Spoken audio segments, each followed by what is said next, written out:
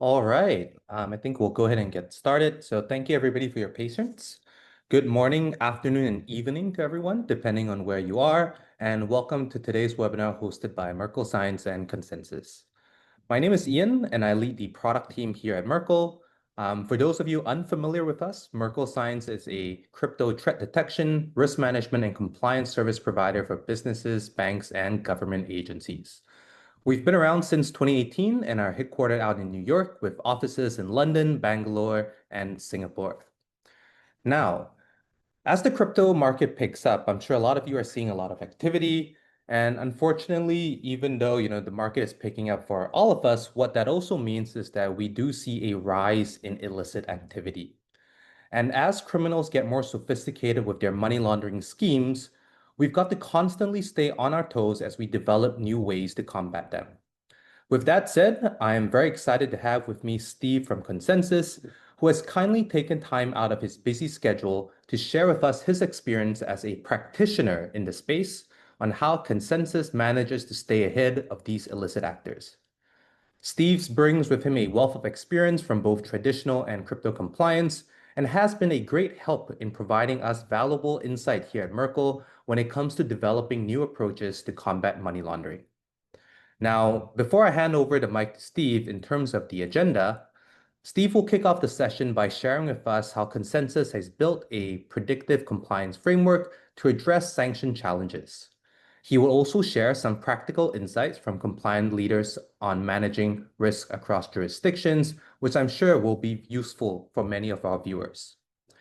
Midway, we may or may not take a quick break depending on the sentiment. But when we come back, I'll take over for a quick live demo of our Merkle Science Compass solution, which is our compliance monitoring tool, where you will get to see a glimpse of how it works, and more specifically, for those DeFi players out there, how Compass has a feature which allows you to seamlessly monitor your smart contract transactions. Now, because we have a lot to cover, I do ask that if anyone has any questions, that they please post them in the Q&A section in Zoom, and we will be setting aside some time at the end to go through those questions. And if you do want a copy of the slides, feel free to write in, and I'm sure we'd be happy to share them across as well. Now, with that, over to you, Steve. All right, thanks very much, Ian. All right, and welcome everyone. Again, the title of today's webinar is Predictive Compliance and Risk Detection, How Merkle Science and Consensys Leverage Tools to Stay Ahead of Sanctions. All right, so again, my name is Steve Szaroleta. I'm the Compliance and Operational Risk Manager at Consensys, and you might know us better for our marquee product, which is the MetaMask wallet. And then we've already met Ian Lee, founding team member and head of product at Merkle Science. All right. So the agenda for my part of the webinar will hopefully provide the following: an overview and evolution of crypto-related sanctions, a review of some recent examples of sanctions exploits and enforcement. We'll explore how to implement blockchain analytics tools into your sanctions compliance program.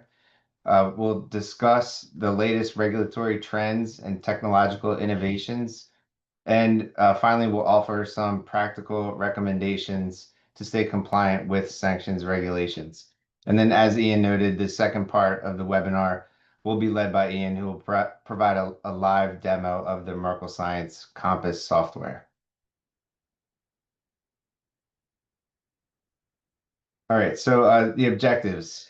As we've seen, and everyone in here is aware, cryptocurrencies are increasingly being used for evading sanctions and money laundering, unfortunately. These objectives above presented will establish the importance of understanding crypto nuances to enhance sanctions enforcement efforts. So the objectives, as stated above, are to understand the current and evolving landscape of crypto use in sanctions evasions and other illicit activities, to recognize recent crypto-related law enforcement cases involving sanctions, learn how to detect and respond to sanctions threats using real-time analytics tools, and learn best practices for information sharing and cooperation with regulatory authorities. All right, so to kick it off, just a little background. What are sanctions and why do they matter? So all U.S. companies are required to comply with sanctions regulations that are imposed by OFAC. Multinational companies should also, as best practice, screen against all relevant countries' sanctions lists, as there is often crossover between the lists that are maintained by each country. Some examples of sanctions in place today include OFAC sanctions on North Korea, Iran, and certain Russian entities.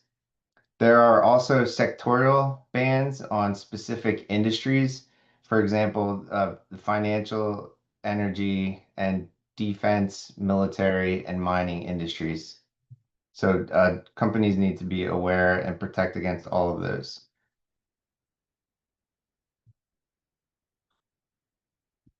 Okay, so the intersection between crypto and sanctions has been growing since 2021 when OFAC began including virtual currency addresses on the SDN list.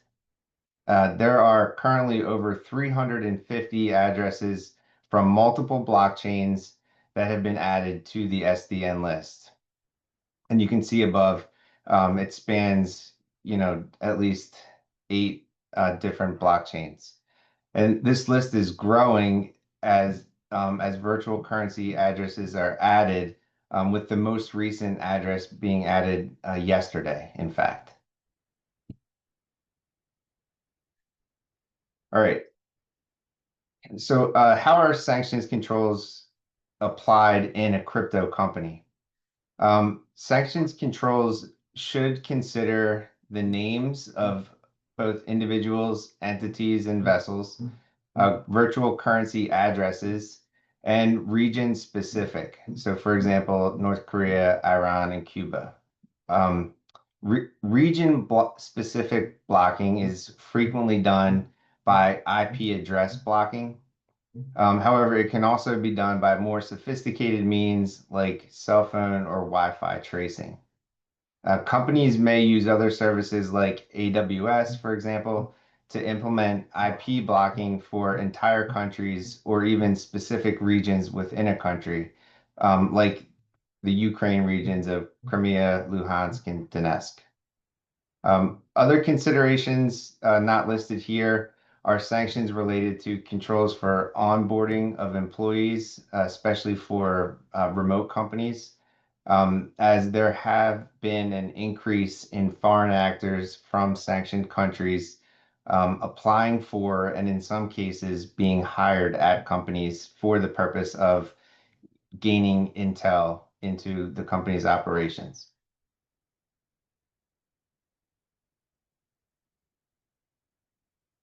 A recent, in April 2025, addition of virtual wallet addresses to the SDN list involved 8 Tron wallets that were sanctioned that had used Tether to financially support both the Houthis and the Hamas terrorist groups. So, what should a company do next after a virtual currency address has been added to a sanction list?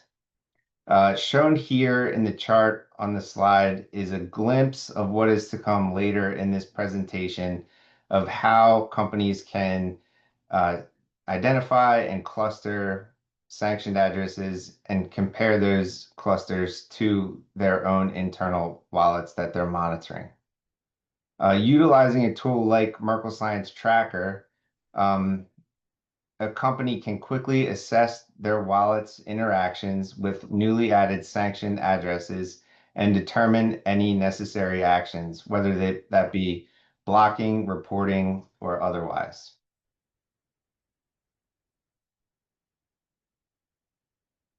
All right. So the current cryptocurrency landscape,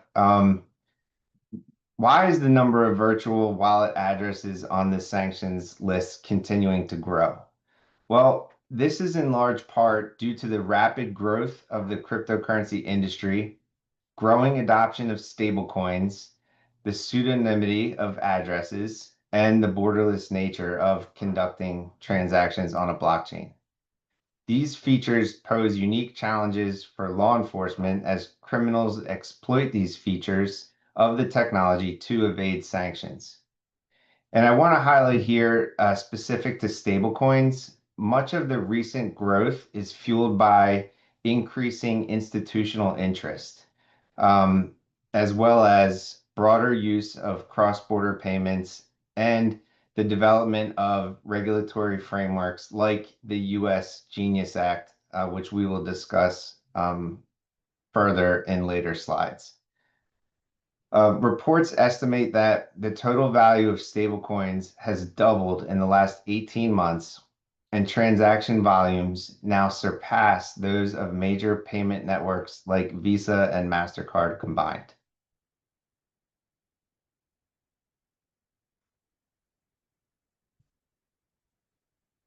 All right. And so this is a bit of a selfless plug here, but related to stablecoin adoption, the barriers to entry have been reduced such that new stablecoins are appearing at a rapid pace. Announced just this month, MetaMask has launched a new stablecoin affectionately named MUSD. Some features of the MUSD stablecoin include that the stablecoin is backed one-to-one by US cash and short duration treasuries with reserve management and compliance handled by Bridge, which is a company that is owned by Stripe.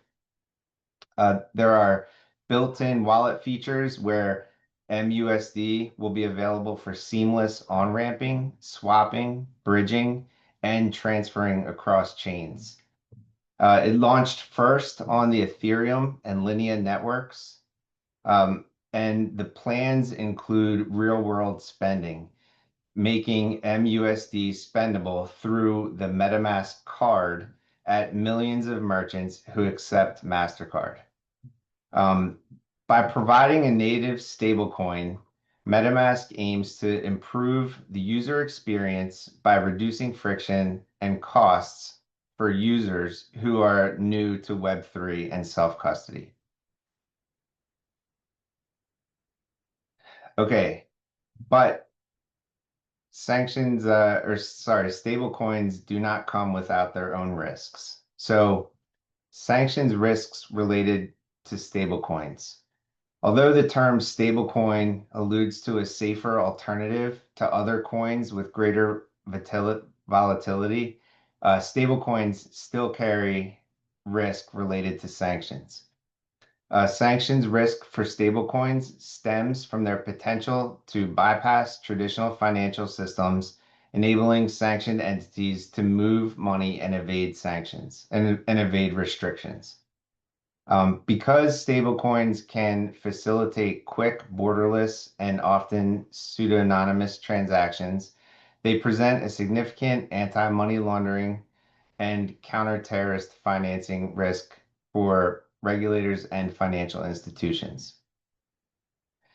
Specific sanctions risks of stablecoins include circumventing financial systems, since stablecoins can be used to move value across borders and outside the traditional banking system, enabling illicit actors, since sanctioned states, entities, and individuals can leverage stablecoins to avoid restrictions, potentially purchasing weapons or settling contracts in dollars without relying on banks, and increased scale. Since the stablecoins become more widespread, there is a concern that their use for sanctions evasions could increase significantly, posing a potential threat to national security and financial stability.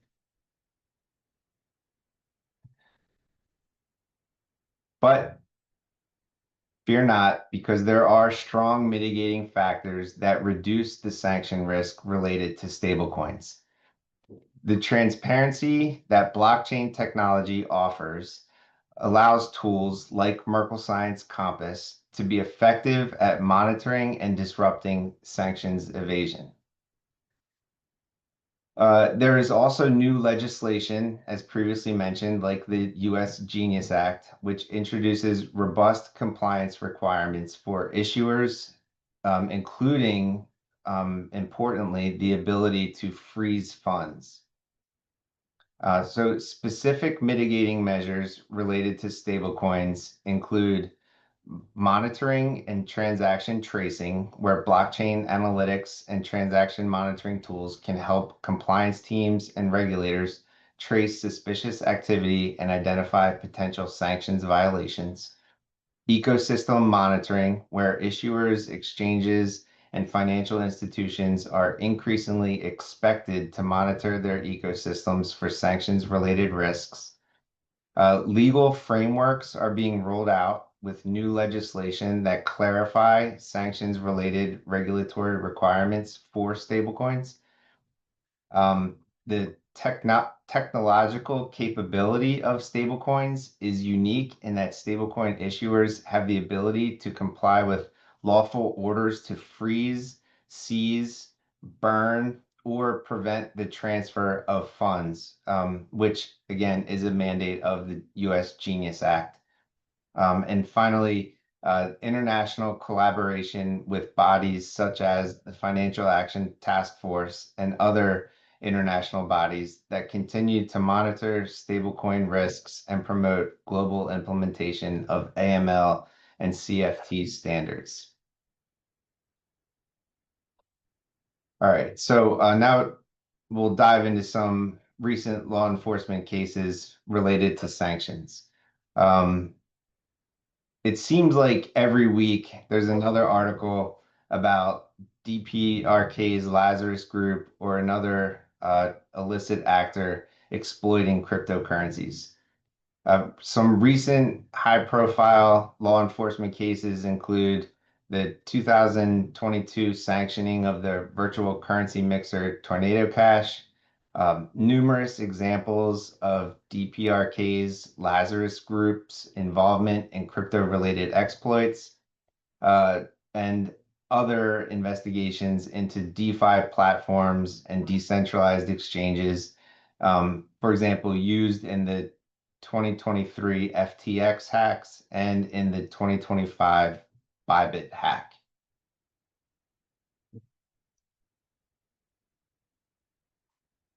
So the question remains, how do illicit actors use cryptocurrency to evade sanctions regulations? Well, there are multiple ways, and they are evolving, that take place. Some of the most common being mixers, privacy coins, cross-border transfers, and the use of unregulated or non-compliant crypto exchanges. And I want to stress here the importance of using blockchain analytics in tracing these activities. It's important to note that the good guys are working, very hard to develop technology at an incredible pace to keep up with the new money laundering and sanctions evading methods that are being deployed by the bad actors.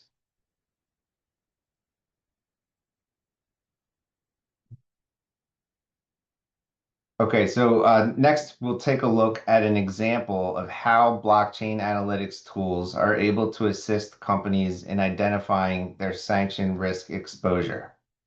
Blockchain analytic tools like, again, Merkle Science Compass, for example, and Tracker have the ability to flag transactions to higher risk exchanges like the Farhad exchange in Iran. Although not explicitly designated an OFAC sanctioned exchange, the exchange operates out of the overall sanctioned state of Iran.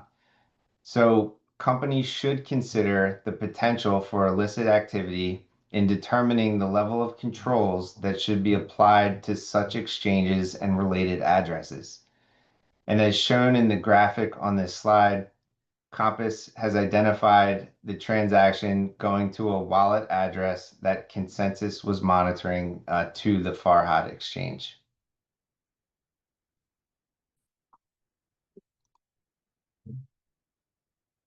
All right, so now we'll get into some investigative techniques. So we'll look at some specific examples of how Merkle Science Compass and Tracker helped Consensys to monitor wallets and identify transactions for investigation. Compass creates alerts for compliance teams to investigate activity and has a built-in case management function. Compass also has the ability to review historical wallet activity and, through an API, prevent illicit activity from occurring in the first place, which we will get into later in the presentation. Merkle Science Tracker allows for an in-depth investigation into wallet activity and potential sanctions exposure to a company, both directly with the sanctioned address, but also with addresses associated with sanctions. And the attribution that is applied by Merkle Science to an address is a very thorough process so that companies can feel confident relying on the tags that are applied to addresses in those tools.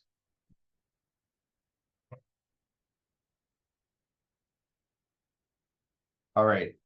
So next, we'll go into some examples of how Consensys has used Compass and Tracker to investigate exposure to recent exploits. This slide describes the entity related to attribution that Merkle Science applies to addresses they've determined are associated with sanctioned entities. In the above example, or in the present on the slide example, as shown on the left here, there's an excerpt from the OFAC update identifying the sanctioned company Garantax Europe and its related sanctioned address. And then as shown on the right, the cluster in red, which is this cluster here, are addresses that were flagged as associated with Garantax Europe, which is, again, a sanctioned entity. The red block highlights an address that is not on the OFAC list, but has determined to be associated with the OFAC sanctioned address, according to the Merkle Science attribution criteria. This right red block highlights an address that Consensys was monitoring using Compass. So once alerted to the activity in Compass, the compliance or investigations team can explore specifics of the transaction, like the date, amount, etc., to determine appropriate next steps. Whoops. All right, another example. So the next example we'll explore is related to Tornado Cash.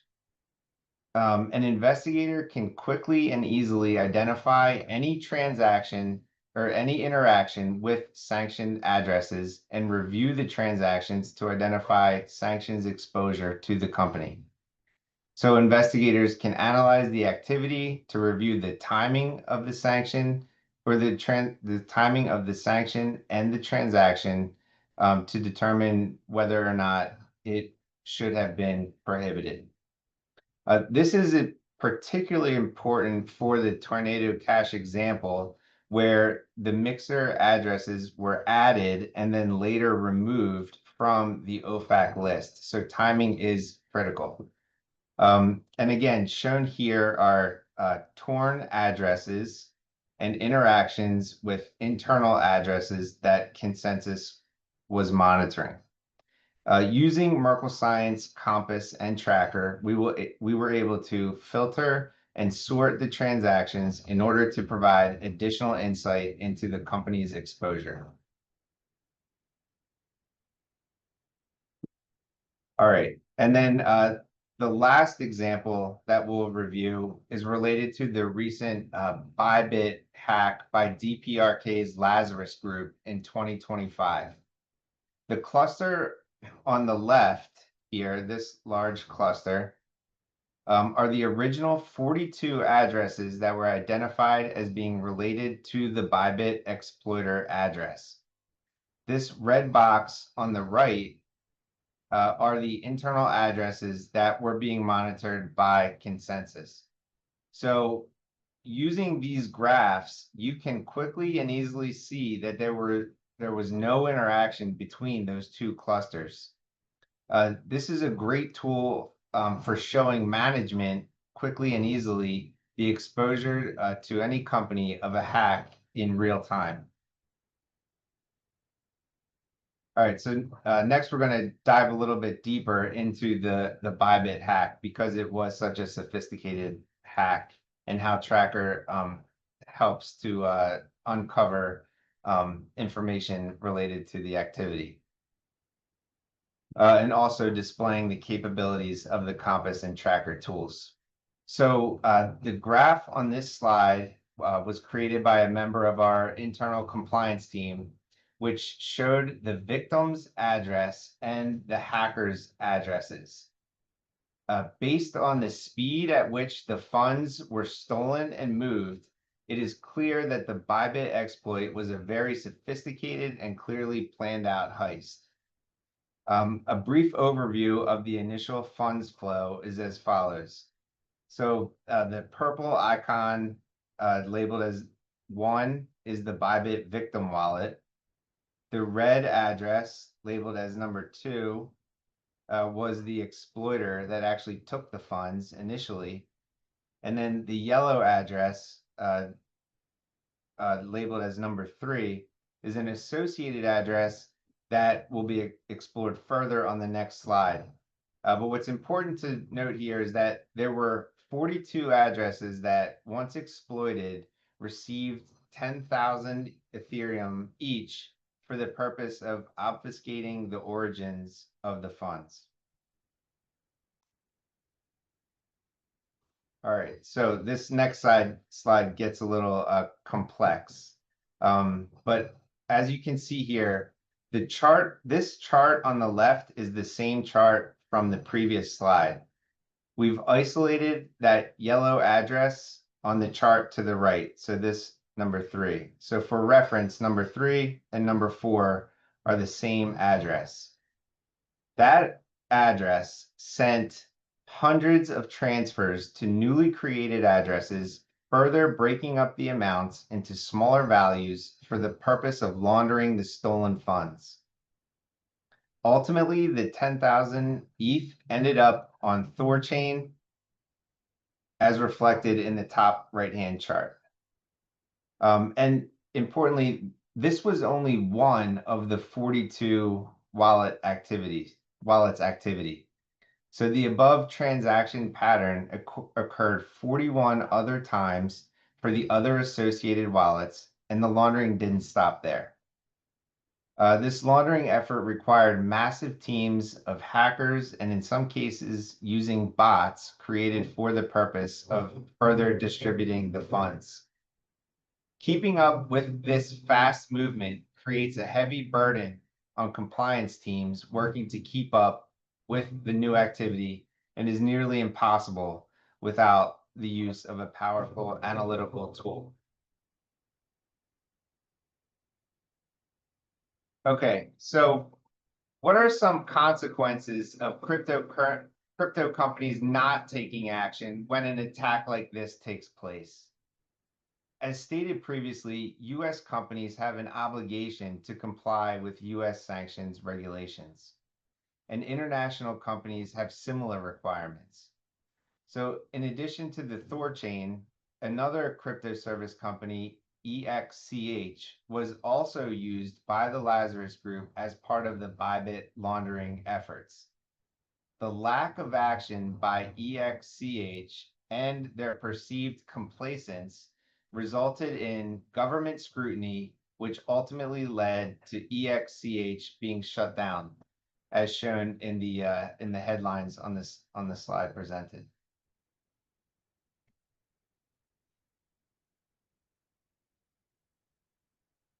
Okay, so with the availability of blockchain analytics tools, it is becoming more difficult for hackers or sanctioned parties to make away with the stolen funds.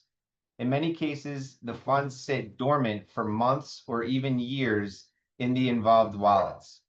In other cases, funds can be converted to fiat via under-regulated exchanges in countries with lax anti-money laundering laws.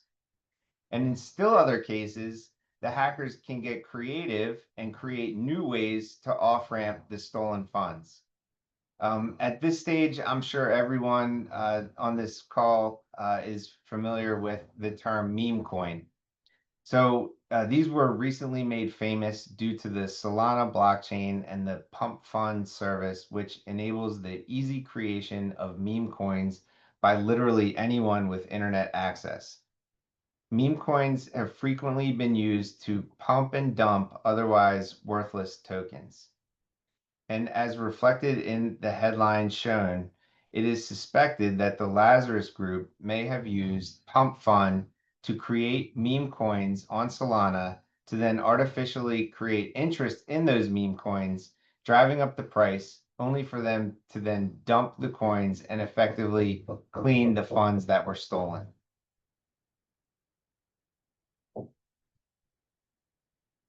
So, considering the creativity of the bad actors, how do companies protect themselves from these types of hacks or laundering efforts? Well, one of the best ways is through information sharing. Because a wallet may become hot and cold in a matter of hours, timely sharing of information is critical. This current slide lists a number of the main sharing platforms that are available to both the public and private sectors. This is not a comprehensive list, but it does reflect some of the more useful sources of sanctions exploit-related information, often delivered in real time. Representatives from Consensys and more specifically MetaMask contribute to both the crypto ISAC and the SEAL 911 team. More and more information sharing conglomerates have been appearing as the threats have been increasing. And one of the most influential and what we've found to be effective contributors has been Zach XBT on Twitter and Telegram. He has exposed some of the baddest actors and helped recover over 200 million in stolen funds. At this point in time, it's probably even more by now.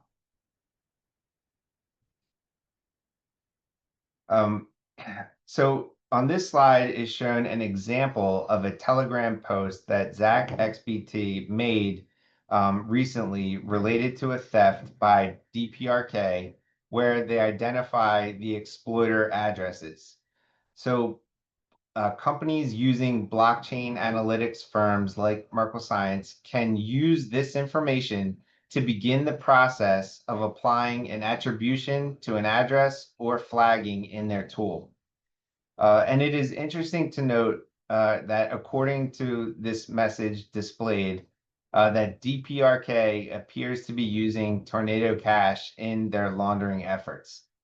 So it's a bit of foreshadowing here, but considering the lift of sanctions on Tornado Cash in 2025, this mixing activity is now less restrictive, as at least all US exchanges are no longer required to restrict the use of Tornado Cash smart contracts. But they can still be monitored by companies to determine any risk. All right, so what can law enforcement expect to receive from a crypto company to assist in their sanction-related investigations? The most effective way to request information is through a subpoena or a court order.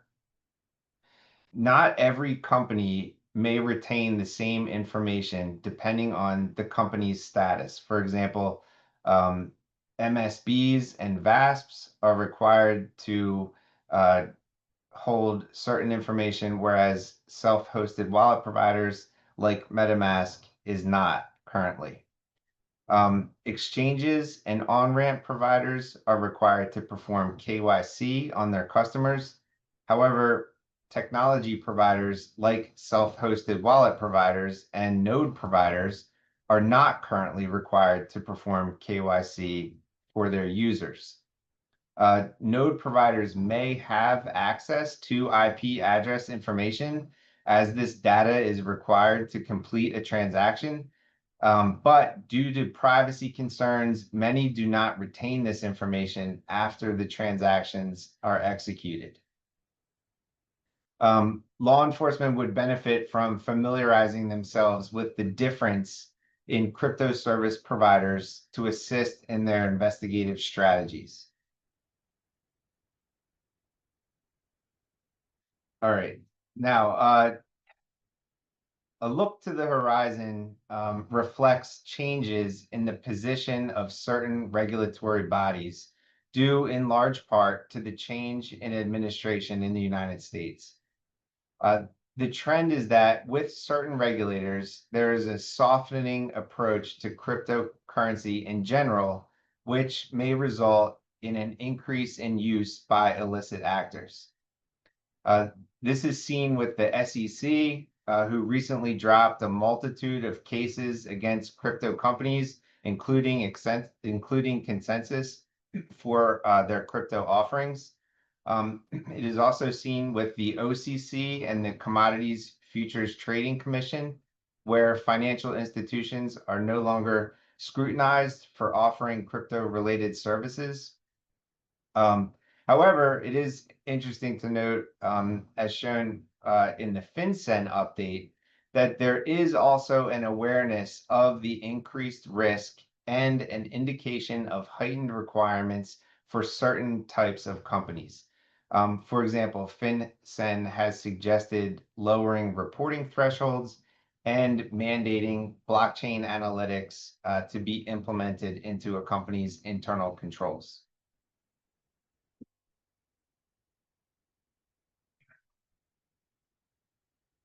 Okay, and as alluded to earlier in this presentation, the U.S. Genius Act specifically addresses sanctions risk specific to stablecoins.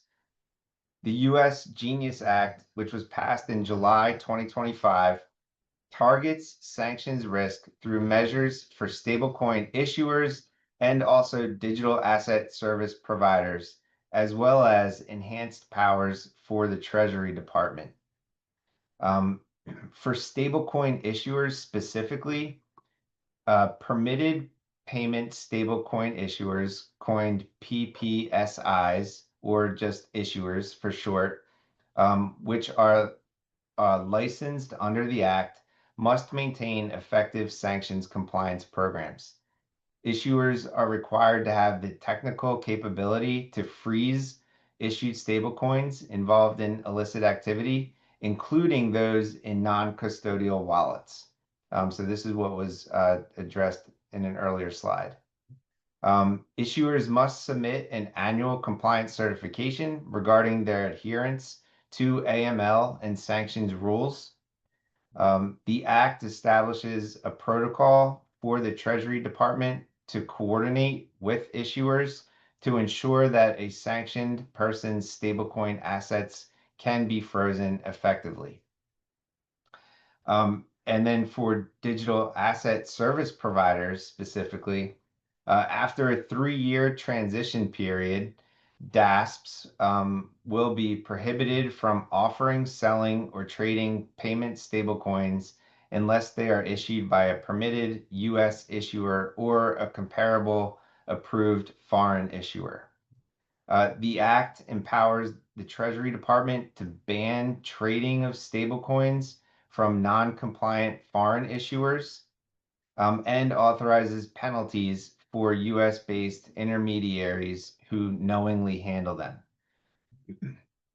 So the Act's sanctions provisions primarily target stablecoins and do not directly regulate other types of cryptocurrencies. However, the Act does require that the Treasury Department study other categories of digital assets, including those used to evade sanctions and engage in future rulemaking. So there's a little bit of uncertainty still left, but this is a huge step in the right direction.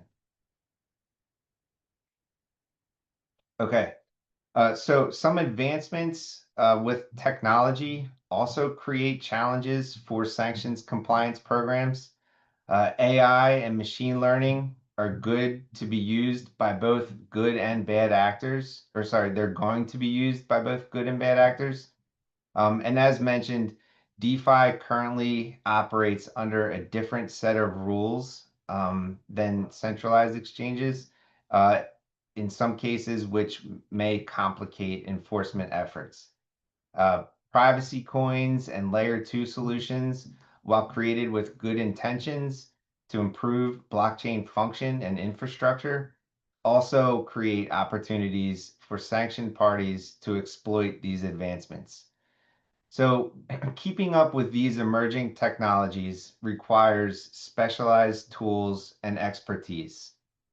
And so there's a question, how can companies and law enforcement continue to stay ahead of sanctioned parties considering the above, or considering what we've discussed? One specific way that companies can try and stay ahead of sanctioned parties in their compliance efforts is through preventative screening. This includes implementing an API with a company like Merkle Science that can screen transactions before they occur and then block designated higher risk activity, like addresses associated with sanctioned parties. Merkle Science also offers a number of behavior-based rule sets that may identify illicit wallet addresses even before they are flagged, vetted, and assigned an attribution. These behavior rules are similar to what a traditional financial institution is required to have in place. Think, for example, of like spike scenarios, if people are familiar with that, for unexpected wallet activity. So included in this slide are select samples of monitoring rules that a company can activate within Merkle Science Compass to prevent sanctioned activity even before it starts.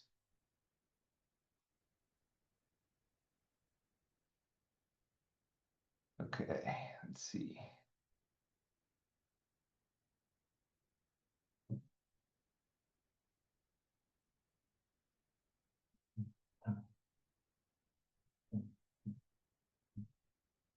Okay.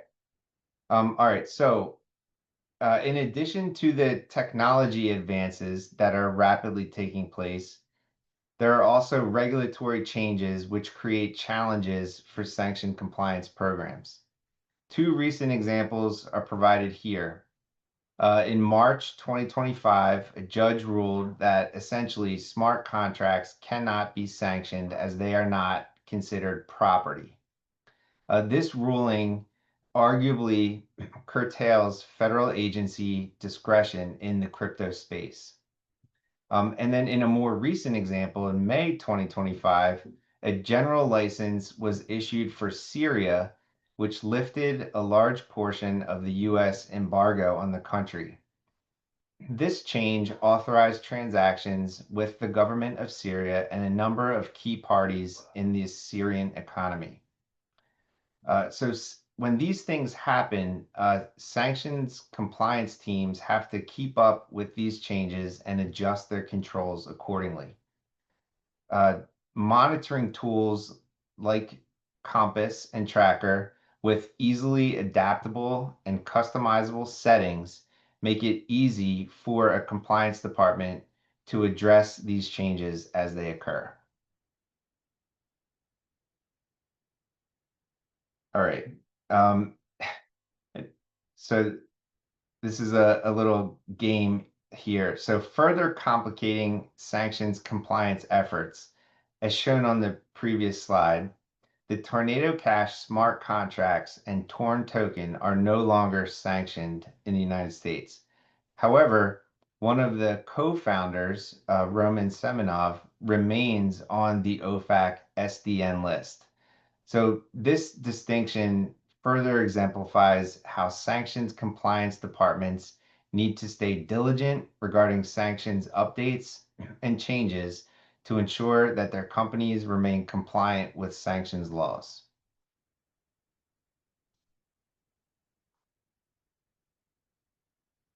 And that leads to this slide, which highlights the importance of having a versatile sanctions compliance program.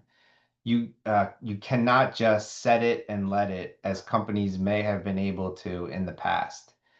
Having a program with systems and protocols that allow for quick on and offboarding of sanctioned people, places, and things is more important now than ever. Additionally, ongoing training and technological adaptation are equally as important.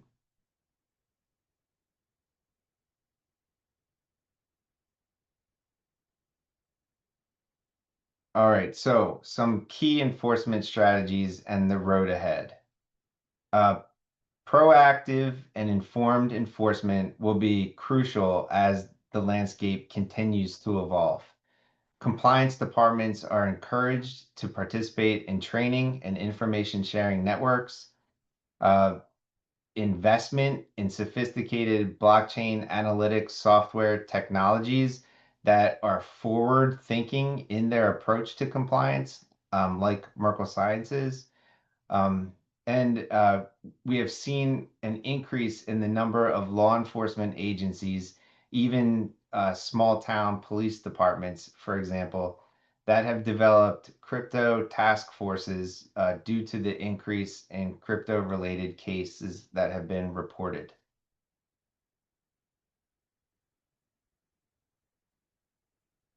All right, so that's all that I've prepared. I'd like to thank everyone for their attention, and I'm going to hand the presentation back over to Ian for the Compass demonstration.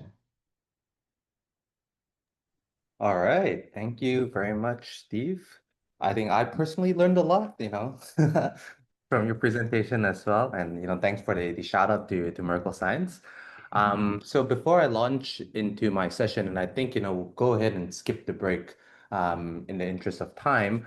But I do want to point out that, if any of you have any questions, do feel free to put them inside the Q&A. I've seen, already one question has come in, but, if there are more, please do post them. It's not often we have a practitioner like Steve here to answer your questions. I can't promise he'll answer everything that you ask, but I'm sure he'll do his best. So do make use of this opportunity when you can. Now, with that said, I'm gonna go ahead and share my screen and give everybody a quick walkthrough of our Compass solution. All right. So, like introduced, Compass is the wallet and transaction monitoring tool developed here at Merkle Science. It's mainly intended for financial institutions, exchanges, basically any business who is dealing with cryptocurrency, to screen wallet and transactions in real time in order to flag for potential activity, right? And what I'm going to do in today's session is going to walk you guys through, how you can configure the rules, what the results look like, as well as some of the neat little features that we have inside to make life easier for compliance officers. Now, what you guys are looking at right now is the Compass dashboard that a user would see when they logged in. What this does is it basically gives the user a quick bird's eye overview as to how well this platform has performed over a specific time period, highlighting the number of alerts created, addresses and transactions screened, and how that volume is spread across all the different blockchains that we support.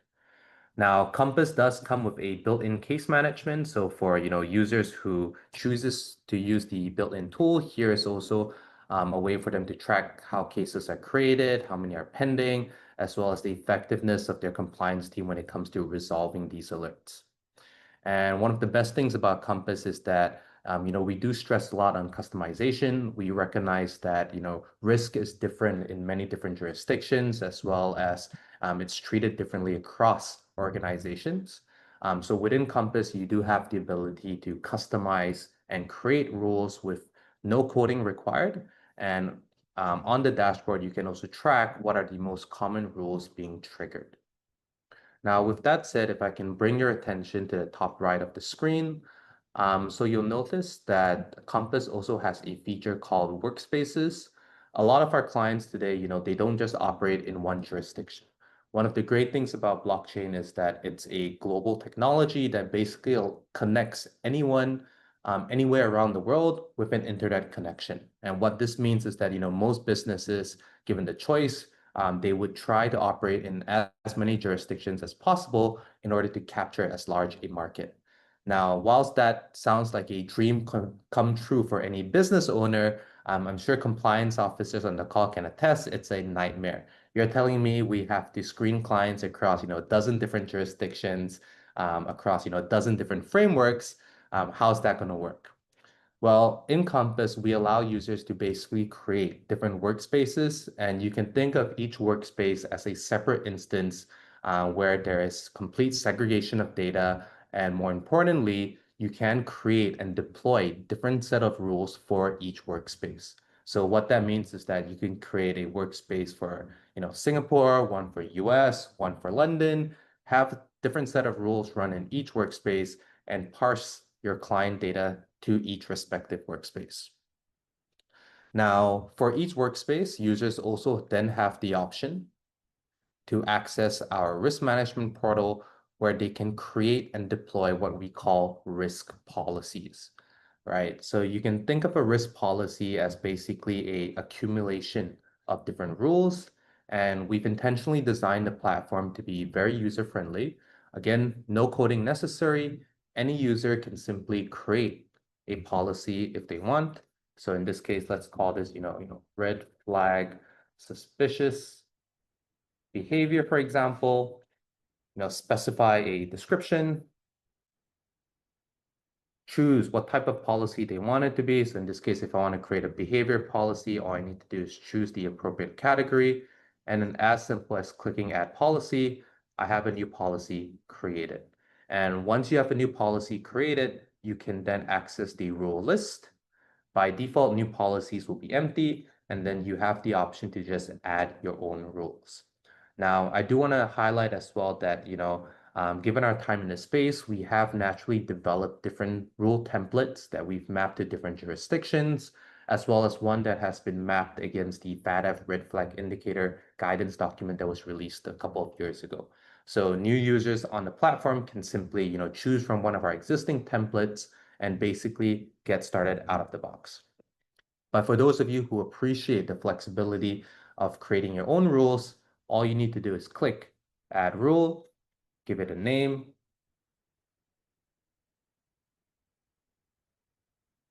So let's say, suspicious activity, new wallet plus high transaction amount, for example. So once you've designated a rule name, you could give it a commensurate risk level. In this case, let's call it a high risk rule that I'm creating. And then it's a simple matter of choosing conditions from our dropdown in order for you to determine what is the activity that you want to detect.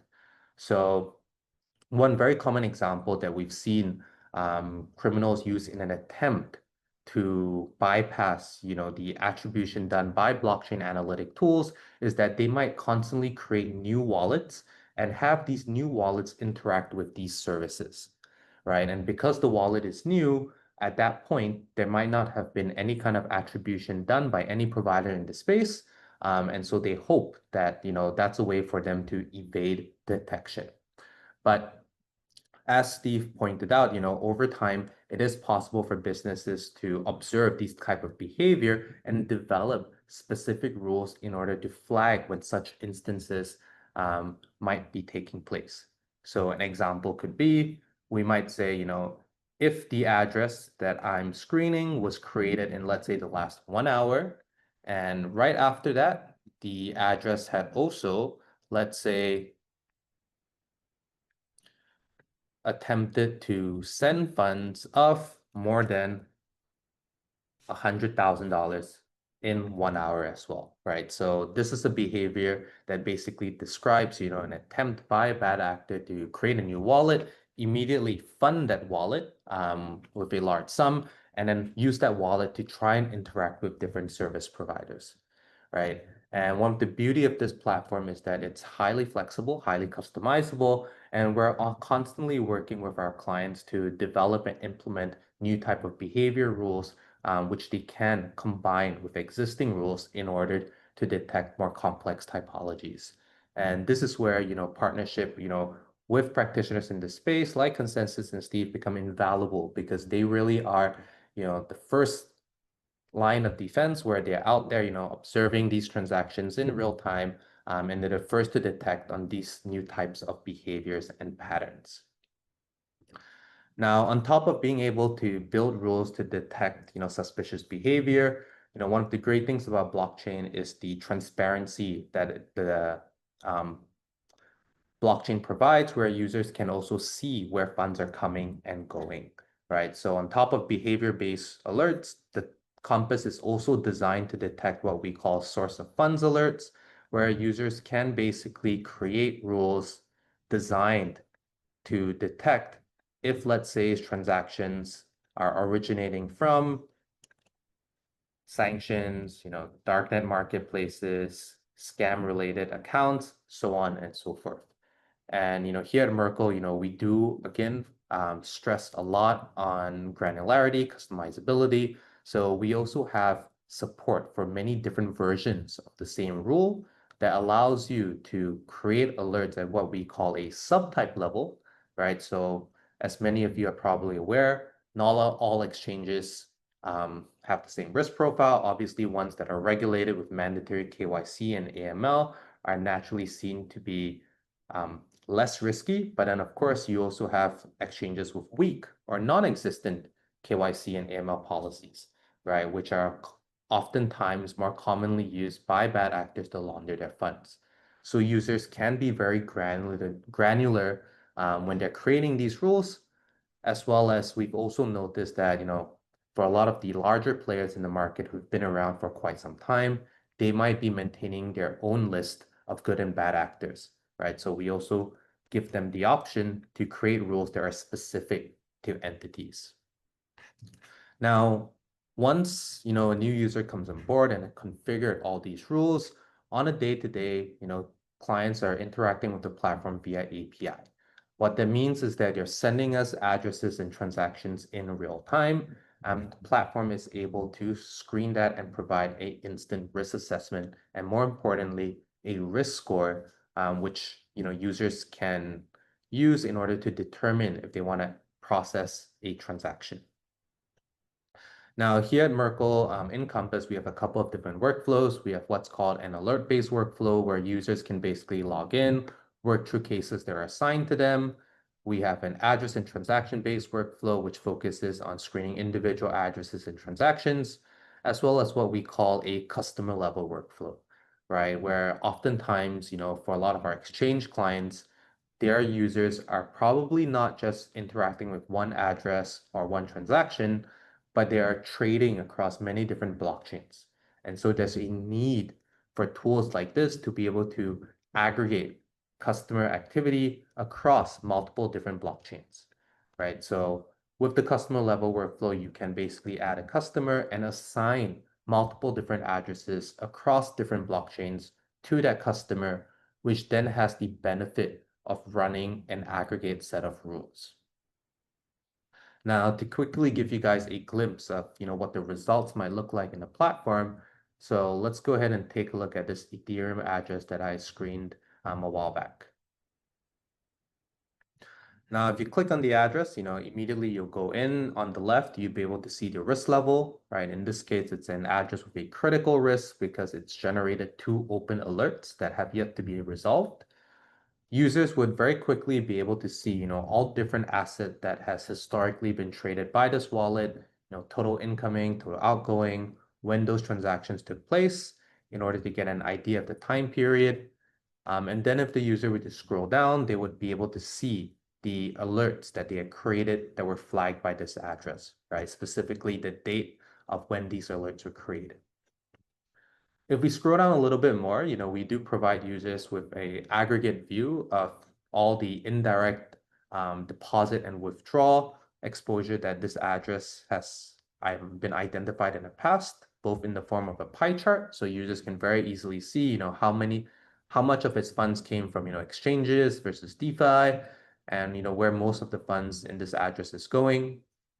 For more detailed insights, we also provide a table view where users can quickly see every single entity that this address has interacted with, the entity types, as well as the amounts. And whilst we do have a dedicated forensics tool called Tracker, within Compass, we've also built in a neat little investigation mode, which basically shows the user an automated graph of all the addresses interaction with known providers, right? So users don't have to spend time, creating their own graph. They can actually rely on this auto-generated graph to get an idea of, where funds are coming and going. Is it an indirect? Is it a direct? If it's indirect, how many intermediary wallets were involved so that they can quickly do an assessment. And of course, if necessary, they can always, hop over to Tracker to conduct a more detailed investigation if they want. The other great thing about the graph as well is that, if the users are trying to review alerts, when you click on an alert, it will bring you to the alert detail page, which gives you more insight into, what generated the alert, as well as more importantly, will also show you a filtered version of the graph so you can quickly see, what that transaction looked like that generated the alert. And given that this is a compliance platform, rest assured that the tool also has a very detailed audit log, which logs every single activity, comment, action taken in the tool, as well as the ability for you to automatically generate a report where necessary. Now, as we start working, with more organizations going beyond your exchanges, beyond your financial institutions, we have seen, a rise in, DeFi actors, protocol actors who want to use blockchain analytics in order to monitor, interactions with their smart contracts. And as you know, one of the things about smart contracts is that anybody can interact with it, 24/7.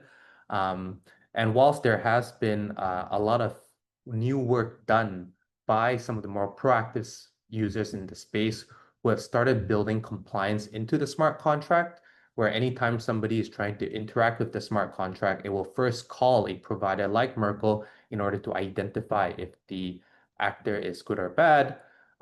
What we've also seen is a increased desire to monitor these smart contracts automatically.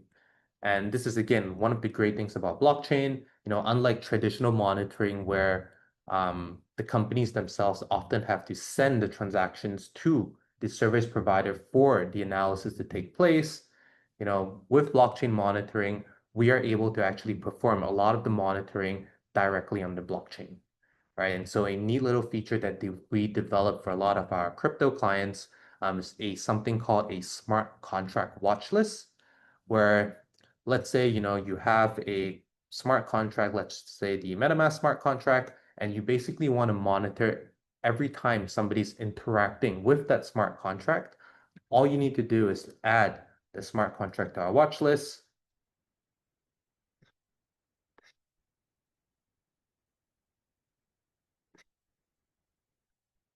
And voila, right? Once added, the tool Compass will automatically monitor the blockchain directly, picking up every time somebody is doing a new interaction with the smart contract and screening those transactions against the rules that you've deployed.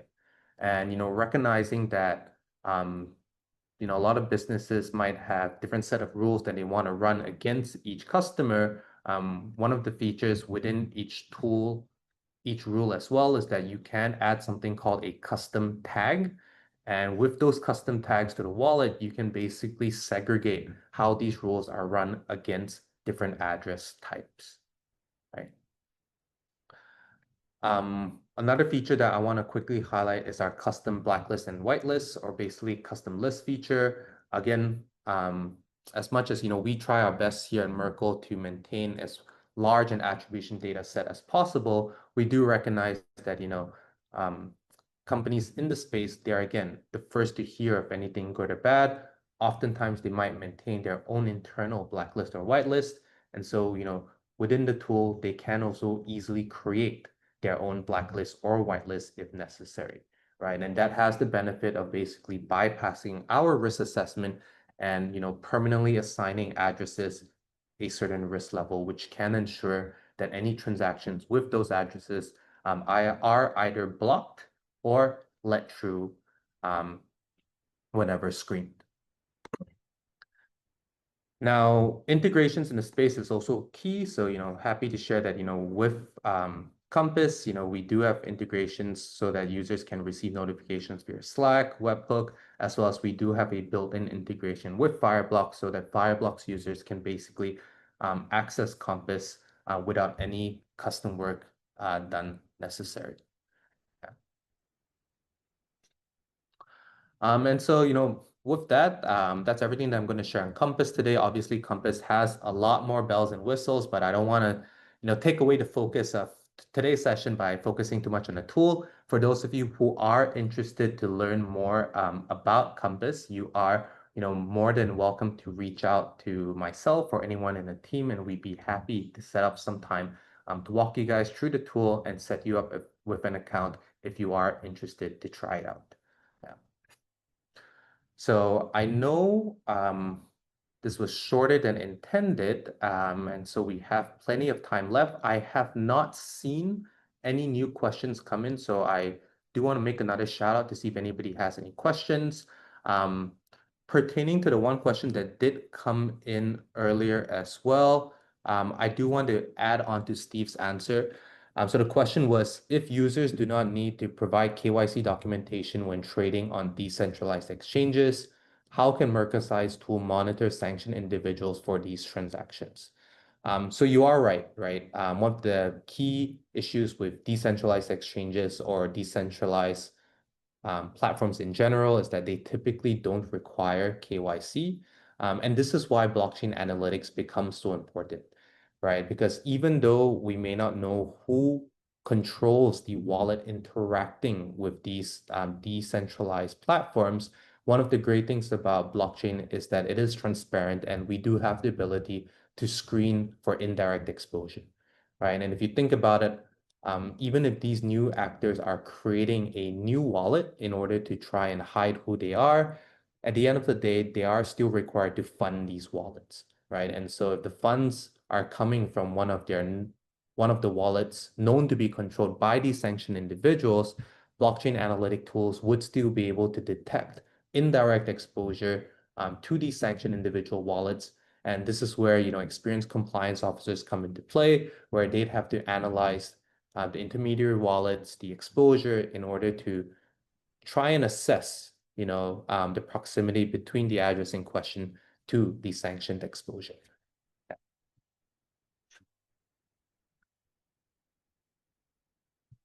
All right. With that, do we have any more questions? Oh, okay. So a new question that has come in, how many hops or transactions can Compass track funds backwards in time? So theoretically, we don't have a limit.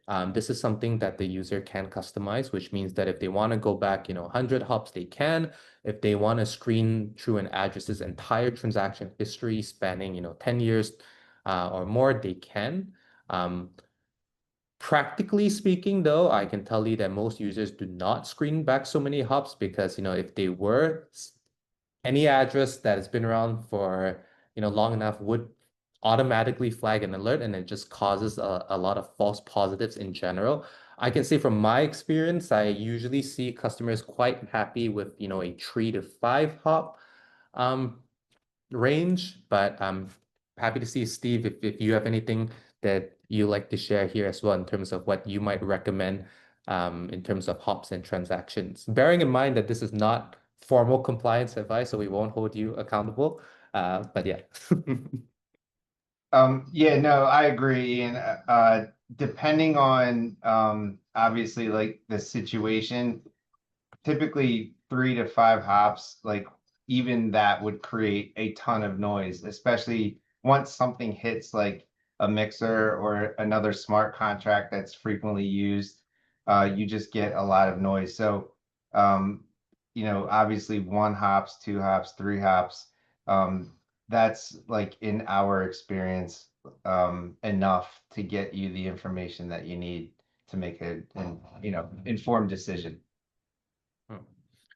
And one more point to add on that, I think, is that even though, a user might have a default setting of, let's say, 1, 2, 3, I think the key thing is that in instances where something is flagged in that 1 or 2 or 3 hops, that's when the compliance officer might want to manually go beyond that in order to see if there's any additional insight. But I think, the default is, if you're screening up to 3 hops, you're probably good enough. Another question that's come in, do you support all crypto, including meme coins? So we don't support all crypto on every blockchain that we support. So today we have full support for, I think, about 25 blockchains and light support for another 80 or so blockchains. We do support all cryptos on our top EVM chain. So this is like, Ethereum, Polygon, um, Kronos. Um, Let me see. What are some of the other chains that we have?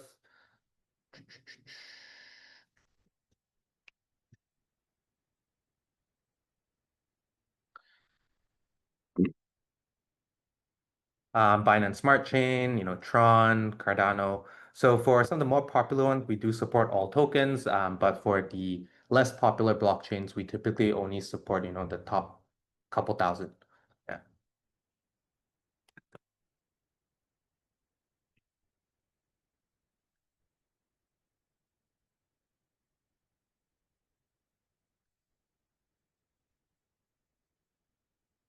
All right. I will give everyone, let's say, okay, we have another question that's come in. Can you trace run backwards through cross-chain bridges on Compass? If yes, what bridges and where could I find a complete list?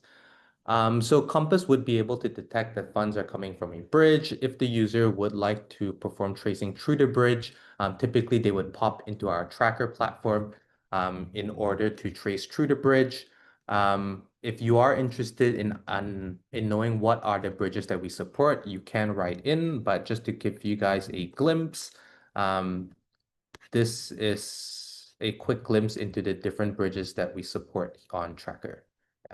Naturally, I do want to point out that because we only have support for, let's say, I think 25 blockchains, for a lot of these bridges, we may only be able to do a partial mapping. So if we only support the blockchain on one side, then whilst we will be able to tell you that the funds are being bridged onto a different blockchain, we may not be able to continue to trace on the other end if we don't support the blockchain on the receiving side.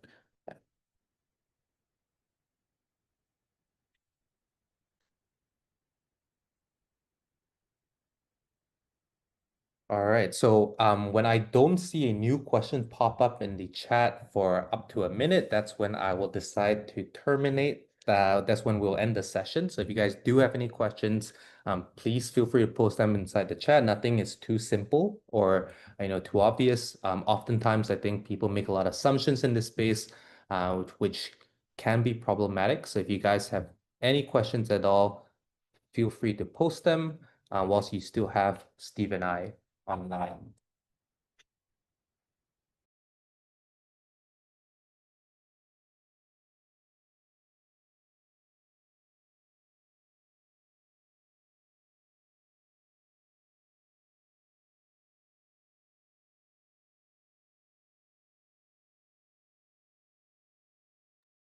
Great question. Okay, is Merkle Science platform better oriented to compliance or to investigations? So Compass was designed as a compliance tool, right? So its focus is more for compliance users, right? Where we have, like I mentioned, the customer alert generation, reporting, audit trail.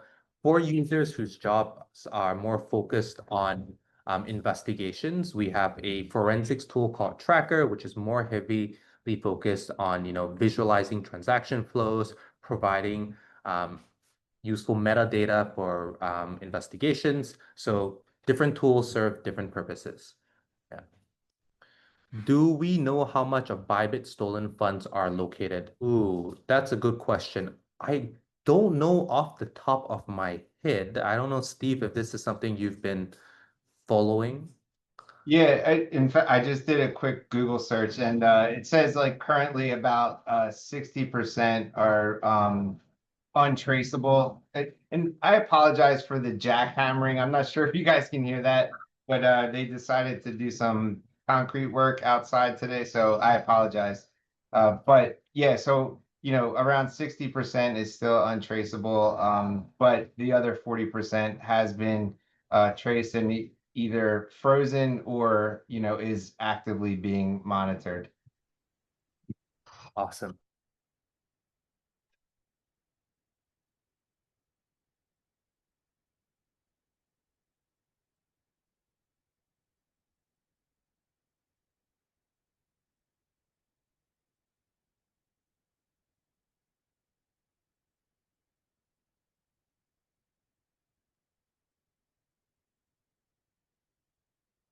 Now, for those of you who are interested in a copy of Steve's slide, do feel free to write into us, and we're more than happy to send a copy. But otherwise, we will also be sharing a recording of the session online. So if you would like to share, if you found this video useful and you'd like to share it with your colleagues, do feel free to do so as well.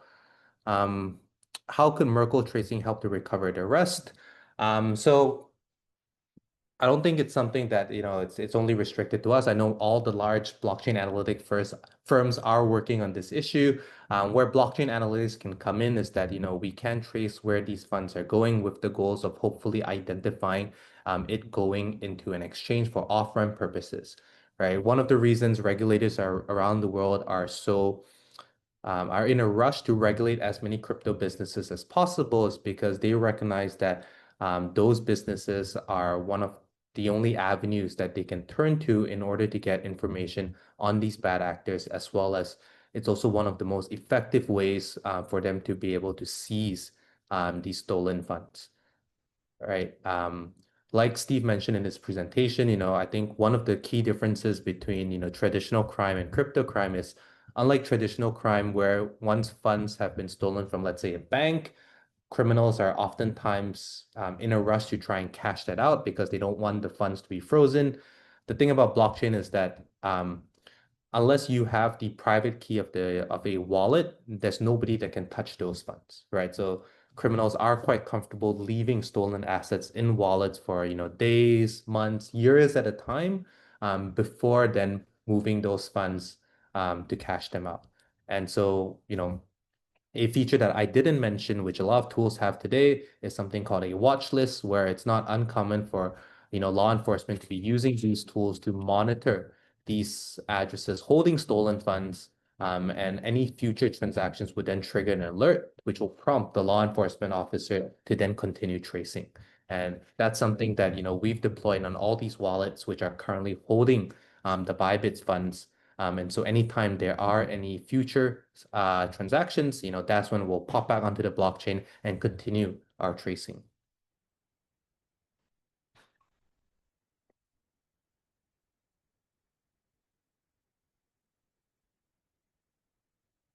And just to add on to that, so it, if the funds are, sorry, transferred to like a stable coin, for example, like Tether or like the newly created MUSD, those issuers are able to freeze the funds and in some cases retrieve the funds.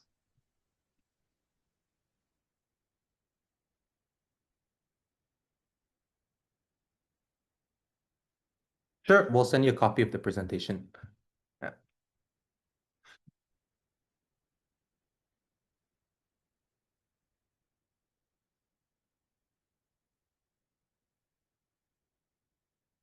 All right, a lot of great questions. Really appreciate you guys for the engagement. Any final questions before, we let Steve get back to his day?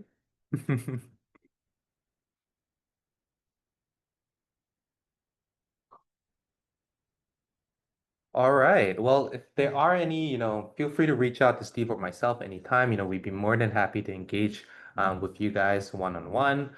We will send the presentation out to the attendees as well as a link to the recording. So feel free to share that around. But with that, thank you very much, Steve, for your time. Thank you, everybody, for attending. And I wish you guys, a good rest of your day. Yeah. Great. Thank you very much. Thanks, everyone.